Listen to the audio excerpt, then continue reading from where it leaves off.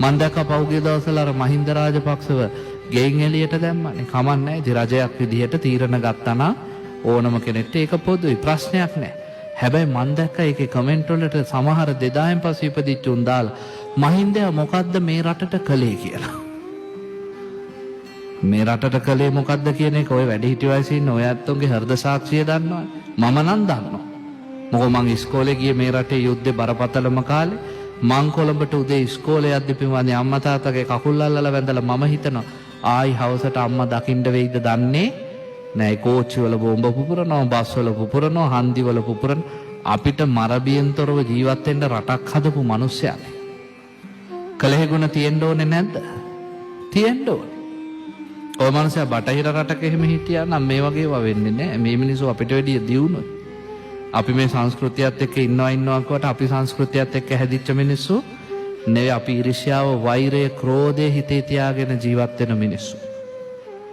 ඒ නිසා මතක තියා මොනවද කලේ කියලා අහන උන්ට බුදුහාමුදුරන්ගේ ධර්මයේ හරි ලස්සන උත්තරයක් දෙනවා. මොකද්ද?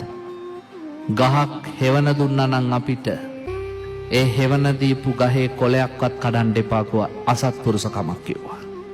ඔන්න බුදුහාමුදුරන්ගේ ධර්මයේ. මට කියන්න ඕනේ ඔය මහින්දගේ කතා නෙමෙයි. මහින්දලා අපිට වැඩක් නැහැ. හැබැයි මහින්ද ගැන අද එහෙම කතා කරන මහින්ද මොනවද කරේ? යුද්ධෙ දින්නම් කියලා ඔය කාට මරණකම් කරන්න ඕනද කියලා අහනොම්ම හෙට ඔබෙන් අහනවා. හරි හරි තොපි අපිව වැදුවා තමයි. එහෙමයි කියලා මරණකම් තොපිට කණ්ඩ දෙන්න ඕනද අපි? ඇහුවේ නැත්තම් ඔයත් මටත් කතා කරන්න ඉංජු කියලා.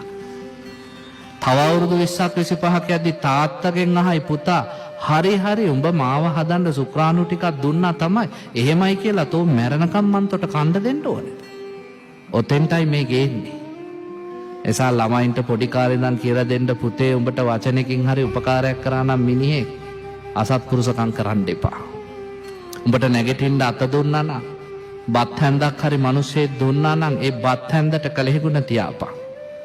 කවදාවත් මිනිහෙක්ගේ අගුණම මතු කර කර මිනිස්සු විනාශ කරන්න එපා. අපි අමුතුම දහමක හැදෙන මිනිස්සු. බුදුහාමුදුරන්ගේ ධර්මයේ මොකද්ද? අක්කෝදේන ජිනේකෝදං. මහණෙනි ඔබට කවුරු ක්‍රෝධ කරත් ඔබ ක්‍රෝධ කරන්න එපා. ඔන්න ඔබට කිව්වේ එහෙමයි. අසාදුන් සාදුනාජිනේ ඉන්නවුන් ඔක්කොම ඔබට අසත්පුරුෂකම් කරයි. ඔබ අසත්පුරුෂකම් කරන්න එපා. ජිනේ කදරියන් දානේන ඔබට ලෝභකම් කරන සමහරු ඉන්නවා අපිට වතුර ටිකක් දෙන්නේ. අවමිරිස් කරලක් දෙන්නේ නැහැ. ලුණු බිකක් දෙන්නේ. හැබැයි බුදුහාඳුරු කෙනා එහෙම නොදෙන උන්ටත් ඔබ ගෙදර රසට කෑම හදපු දවසට කෑම ටිකක් දෙන්න. ජිනේ කදරියන් දානේන ලෝභයන්ව දිනන්න දානේ.